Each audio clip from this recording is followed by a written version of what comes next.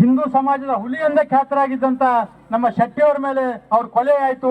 ಈ ರೀತಿ ಹಿಂದೂ ಕಾರ್ಯಕರ್ತರ ಕೊಲೆಗಳು ಮೊದಲನೇ ಸಿದ್ದರಾಮಯ್ಯನವರ ಮೊದಲನೇ ಸರ್ಕಾರದಲ್ಲೂ ಅನೇಕ ಆದವು, ಈಗೂ ಸಹ ಆಗ್ತಾ ಇದ್ದಾವೆ. ಇದ್ಯಾವುದು ನಾವು ನಡಿಬಾರದು ಮುಂದೆ ಅಂತ ನಾವು ಇದನ್ನ ಖಂಡನೆ ಮಾಡ್ತೀವಿ. ಇದು ಅತ್ಯಂತ ಘೋರ ಕೆಲಸ ಏನಪ್ಪಾ ಅಂದ್ರೆ ಇಲ್ಲಿ ನಡೀತಾ ಇದೆ ಕರ್ನಾಟಕದಲ್ಲಿ ಕಾಂಗ್ರೆಸ್ ಸರ್ಕಾರದ ಒಂದು ನೇತೃತ್ವದಲ್ಲಿ. ಇದಕ್ಕೆ ನಾವು ತೀವ್ರವಾದ ಪ್ರತಿಭಟನೆ ಮಾಡ್ತೀವಿ. ಮತ್ತು ನನ್ನೊಂದು ಪ್ರಶ್ನೆ ಇದೆ, ಈಗಾಗಲೇ ನಮ್ಮ ಸಹೋದರರು ಮಾತಾಡಿದ್ರು, ಹಿಂದೂ ಪರ ಸಂಘಟನೆಗಳಲ್ಲಿ ಎಲ್ಲ ರಾಜಕೀಯ ನಾಯಕರುಗಳು, ಹಿಂದೂ ಪರವಾದಂತ ಎಲ್ಲ ರಾಜಕೀಯ ನಾಯಕರುಗಳು ಇಲ್ಲಿ ಇರಬೇಕಾಗಿತ್ತು. ಆದರೆ ದುರದೃಷ್ಟವಶಾತ್ ಯಾರು ಕಾಣ್ತಾ ಇಲ್ಲ.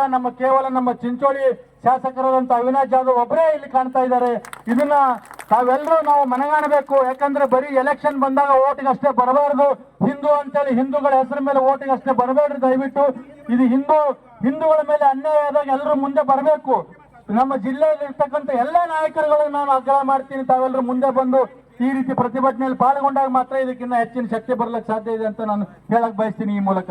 ಅದಕ್ಕೆ ನನ್ನ ವಿನಂತಿ ಇದೆ, ಮತ್ತು ವಿಶೇಷವಾಗಿ ಜಿಲ್ಲಾಡಳಿತದ ಮೇಲೆ. ಯಾಕಂದ್ರೆ ಈಗ ಇದು 2ನೇ ಕೇಸು.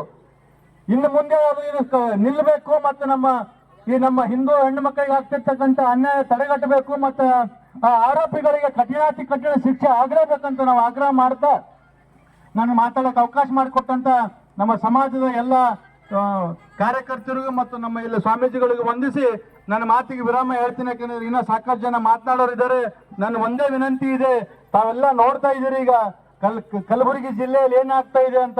ಬಿಜೆಪಿ ನಮ್ಮ ವಿರೋಧ ಪಕ್ಷದ ನಾಯಕರಾದಂತ ಚಲುವಾದಿ ನಾರಾಯಣ ಸ್ವಾಮಿ ಅವರಿಗೆ ಏನಾಯ್ತು, 6 ಗಂಟೆಗಳ ಕಾಲ ಅವ್ರು ಕೂಡ ಹಾಕಿದ್ರು. ಆದ್ರೂ ಸಹ ಇಲ್ಲಿ ಯಾರು ಕೇಳೋರಿಲ್ಲ ಹೇಳೋರಿಲ್ಲ. ಎಲ್ಲದಕ್ಕೂ ಏನಪ್ಪಾ ಅಂದ್ರೆ ಕಲಬುರಗಿ ಜಿಲ್ಲೆಯಲ್ಲಿ ಏನಾದ್ರೂ ಆದ್ರೆ ಇದನ್ನ ಹೋರಾಟ ಮಾಡಕ್ಕೆ ಬೆಂಗಳೂರಿಂದಾನೇ ಬರಬೇಕಾಗ್ತಾ ಇದೆ. ಇದು ನಮಗೆ ಅರ್ಥ ಆಗ್ತಾ ಇಲ್ಲ.